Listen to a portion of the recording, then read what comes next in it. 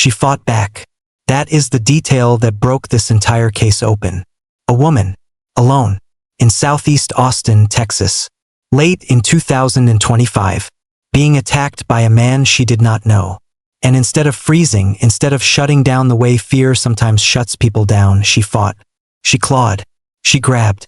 And in the chaos of that struggle, she got her hands on something that would eventually put a serial killer in handcuffs.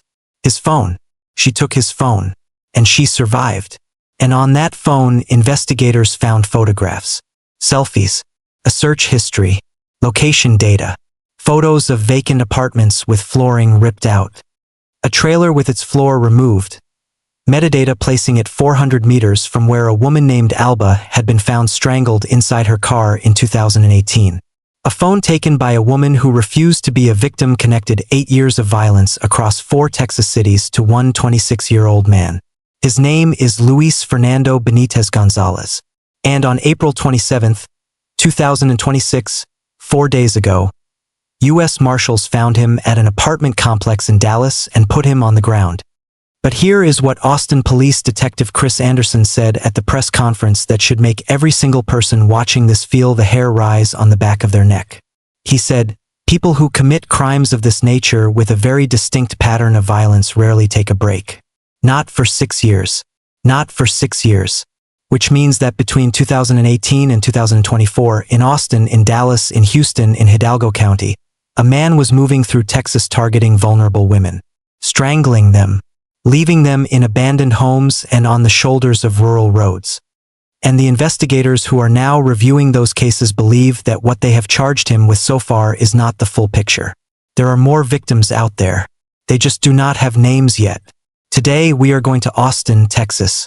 We are going to meet Alba and Alyssa, 2 women killed 6 years apart in 2 different counties whose cases were never connected until a DNA match in a federal database linked them to the same man. And we are going to follow every detail of the investigation that was cracked open not by a laboratory or a detective or a federal task force, but by a woman who fought back and grabbed a phone.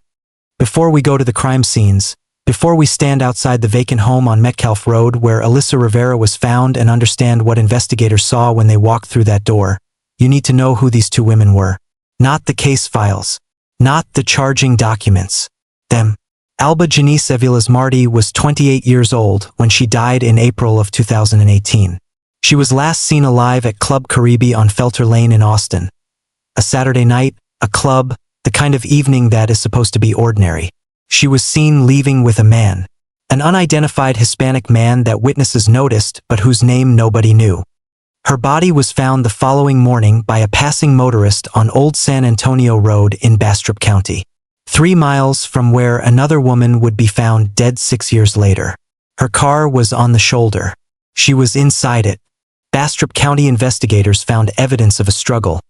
Mud on her clothing and feet, bruising on her neck and face, blood on the outside of the car.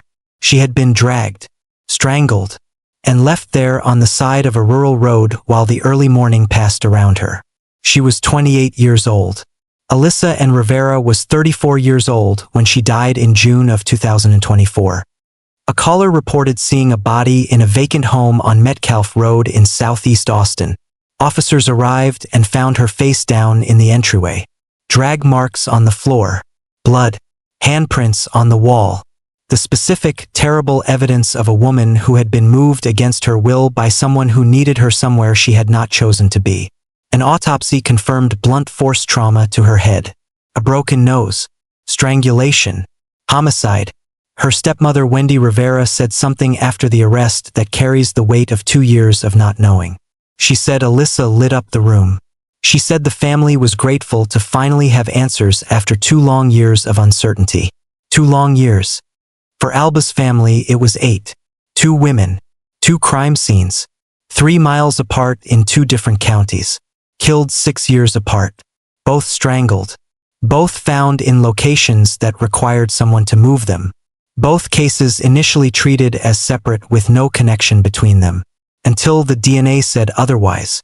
In August of 2024, 2 months after Alyssa Rivera's body was found in that vacant home, Austin police sent DNA evidence from her crime scene to the FBI's CODIS database. The same federal system that has been quietly connecting crime scenes across America for decades came back with a match, not to a name, to another crime scene. The DNA from Alyssa Rivera's murder matched DNA from the scene where Alba Aviles-Marti had been found in 2018. Same biological profile. Same man. Austin Police Sergeant Nathan Sexton said it plainly.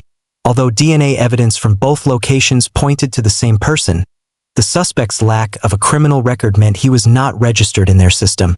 The DNA confirmed the connection, but it could not give them a name. Not yet. So investigators held what they had. They worked the case. They waited for the man whose DNA was in 2 crime scenes across 2 counties in 6 years to make the kind of mistake that eventually every person who believes they are invisible makes. He made it in November of 2025. Southeast Austin, a neighborhood of apartment complexes near Burton Road and East Old Torf Street. November 2025. A woman was attacked, strangled. The specific, controlled violence of a man who had done this before, who had a method and a pattern and the particular confidence of someone who believed the outcome was certain. He was wrong. She fought back, hard, and in the struggle she got her hands on his phone. She survived. She kept the phone, and she gave it to the Austin Police Department. What investigators found on that device, when they went through it methodically, carefully, with the specific attention of people who understood what they might be holding, was the thread that unraveled 8 years of violence. Selfies.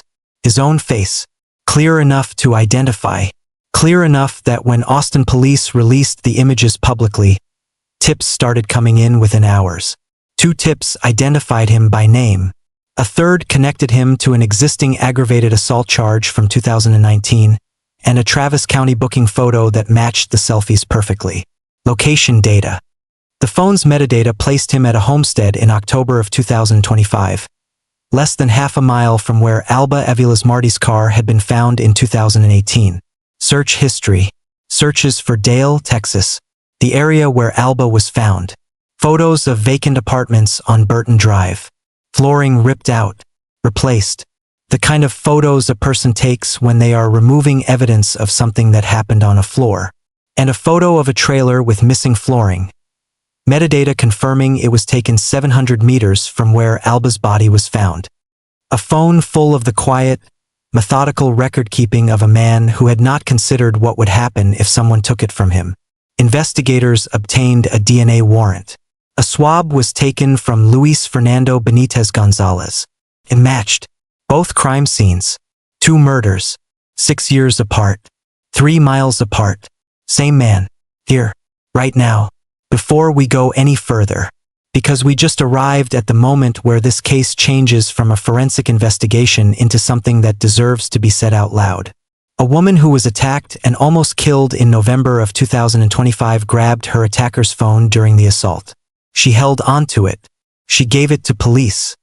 And that single act of courage, that decision made in the worst possible moment by a woman fighting for her life, is the reason Luis Benitez-Gonzalez is in a Texas jail today.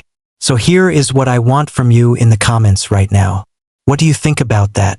About the fact that 2 police investigations, a federal DNA database, and years of detective work got close, but it was a survivor who broke the case open?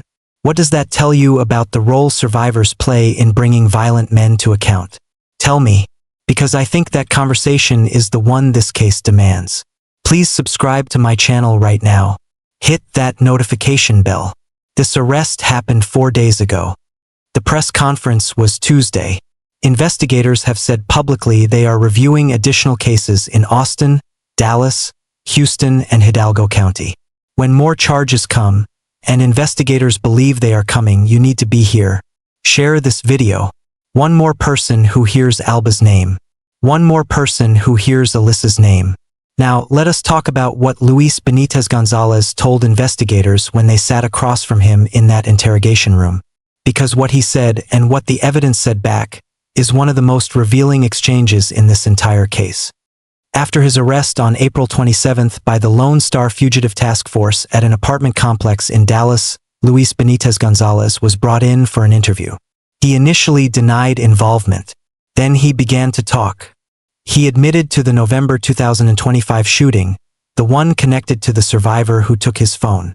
He framed it as self-defense. Said he fired a gun to retrieve his belongings and threw the weapon into a body of water afterward. Then he went further. He admitted to killing Alyssa Rivera in June of 2024. He told investigators she had attacked him during a drug-related encounter. He said he placed her in a chokehold. He said it was self-defense. Investigators said the forensic evidence contradicted his account directly. The drag marks, the handprints, the blunt force trauma, the broken nose. The specific physical reality of what had been done to Alyssa Rivera was not consistent with what Benitez-Gonzalez described. He also admitted to killing Alba Aviles-Marti in 2018. He said they had argued over money. Inside a vehicle, he said he strangled her with a seatbelt for several minutes, and then he left her there on the side of Old San Antonio Road and drove away. Self-defense. He said that word about a woman he had strangled with a seatbelt for several minutes.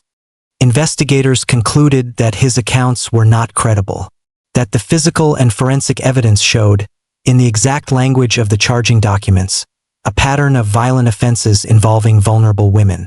Pattern. Not two isolated incidents. Pattern. Across years. Across cities.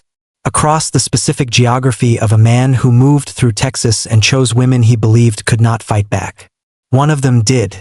Austin Police Detective Chris Anderson stood at that press conference on Tuesday and said something that the families of every unidentified victim in this case needed to hear. He said, "People who commit crimes of this nature with the very distinct MO, they usually do not take a break. Not for 6 years. Not for 6 years. Between 2018 and 2024, there are 6 years of Luis Benitez-Gonzalez movements across Texas that investigators are now examining. 6 years of potential cases in Austin, Dallas, Houston, and Hidalgo County. 6 years of the specific geography of a man who targeted vulnerable women and had enough operational freedom to move between those cities without being caught. A woman in Largo County was attacked and strangled by a man connected to Benitez-Gonzalez, and survived. That case is now part of the investigation. Investigators are reviewing other cases in the Austin area. The question that Detective Anderson raised and left deliberately unanswered is how many women are in those 6 years. How many families are going to receive a call from an investigator who tells them that the cold case they have been carrying has just been connected to a name? How many more Albas? How many more Alyssas? Here is the second place I need to stop today, because Detective Anderson said something else at that press conference that deserves its own moment. He said, "I would like to speak directly to the families of the victims, especially the mothers who were celebrated on Mother's Day this past weekend and who are carrying the unimaginable pain of losing their daughters to violence. Mother's Day, this past weekend. Days before investigators stood at those microphones and announced an arrest in cases that had been open for 8 years and 2 years respectively. Alyssa Rivera's stepmother Wendy was among the family members who heard about the arrest. She described Alyssa as someone who lit up the room. She said the family had been waiting 2 long years for answers. Alba Aviles-Marti's family waited 8 years of Mother's Days. 8 years of a birthday that passes without the person who was supposed to be there.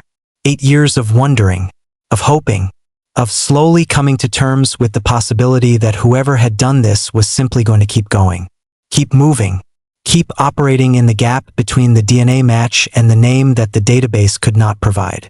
The gap closed on April 27th, at an apartment complex in Dallas, by a task force that had been formally working the case for 108 days.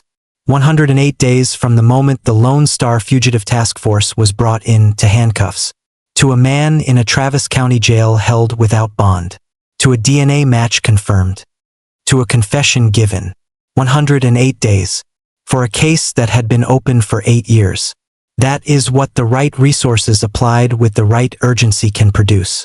The question this case leaves behind, the one that applies not just to this investigation but to every cold case covered on this channel, is why those resources and that urgency are not always there from the beginning.